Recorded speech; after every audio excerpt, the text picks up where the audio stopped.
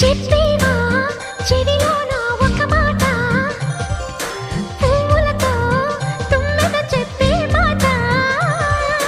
నీ చిరునవ్వు సాక్షిగా తాజ్ మహల్ నాదట, నీ పెదవంచు సాక్షిగా షాజహాను నేనట. నీ తీయని ప్రేమకి నా పెదవే నజరానా, నీ పైటకి నేనిక బానిసనే నెరజాడా.